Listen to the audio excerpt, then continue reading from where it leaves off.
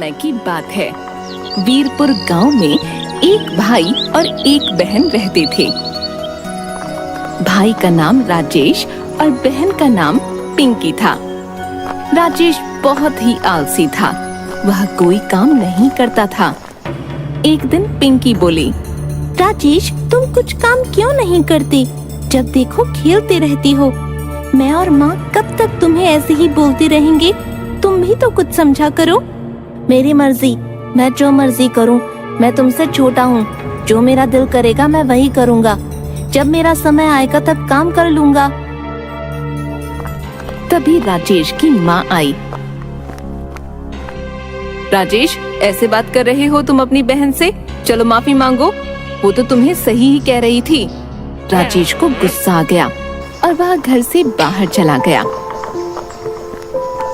पिंकी भी राजेश को देखकर उसके पीछे पीछे चली गई।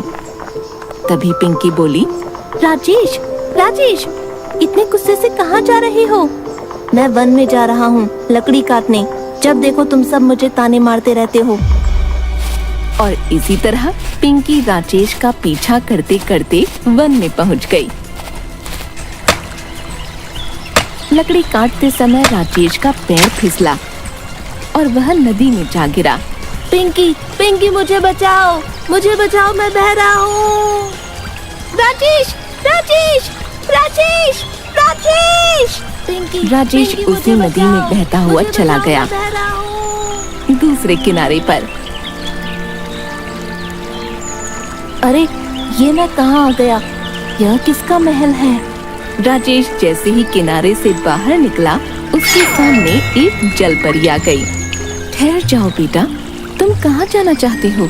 तुम उस महल में जाना चाहते हो? हाँ, लेकिन आप कौन हो? मैं जलपरी हूँ और किनारे पर एक जादुई महल है। उस महल में तुम्हें जो चाहिए वह मिल जाएगा। जलपरी जी, जो भी चाहो, यानी कि खेलना, खाना पीना, सब कुछ? हाँ, मैं तो बस उस महल की रखवाली करती हूँ। जलपरी जी, मुझे भी उस जादुई महल में जाना है। मैं कुछ समय अपने घर वालों से दूर रहकर यहाँ रहूँगा। मेरे घर वाले तब मुझे समझेंगे। तुम महल में तो रह सकते हो, लेकिन मेरी इजाजत के बिना बाहर नहीं आ सकते। हाँ जलपरी जी, ठीक है।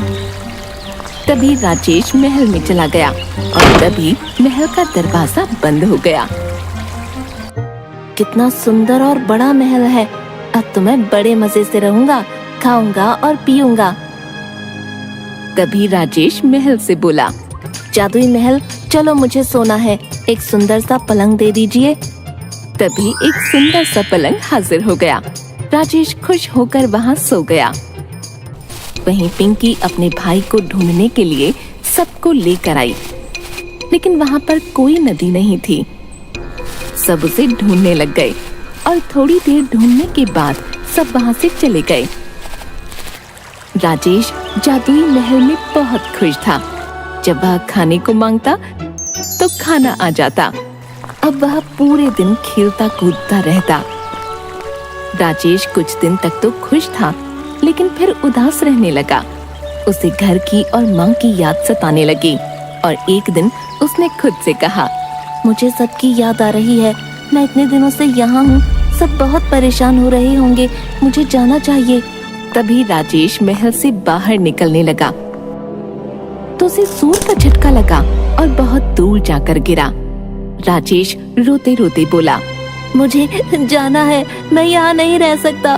मुझे जाने दो, मुझे जाने दो। महल बोला, अब तुम यहीं रहोगे। जब जलपरी का आदेश आएगा तभी तुम जा सकोगे। राजेश जोर जोर से जलपरी को आवाज देने लगा। तभी जलपरी आ गई और कहने लगी, क्या हुआ राजेश? जलपरी जी, मुझे यहाँ नहीं रहना है, मुझे घर जाना है।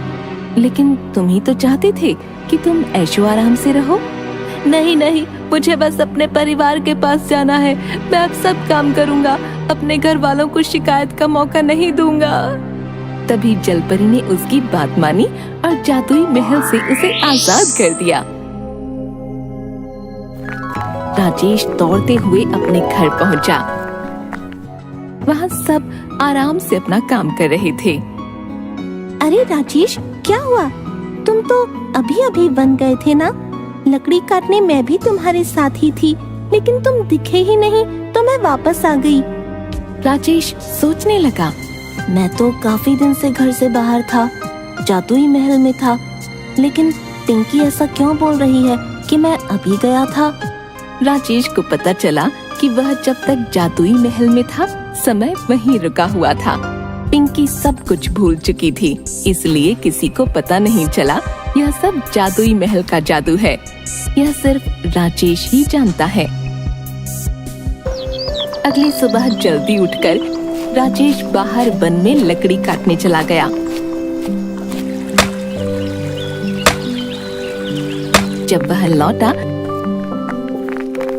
तब माँ और पिंकी उसके पास आए और कहने लगे, राजेश तुम बड़े मेहनती हो गए हो बेटा, हमें माफ कर दो, हम तुम्हें ऐसे ही डांटते थे। नहीं माँ, अब मुझे समझ आ गया है कि काम कितना जरूरी है। अब मैं आराम नहीं करूँगा, काम करूँगा। इस तरह माँ और पिंकी दोनों ने राजेश को गले लगा लिया।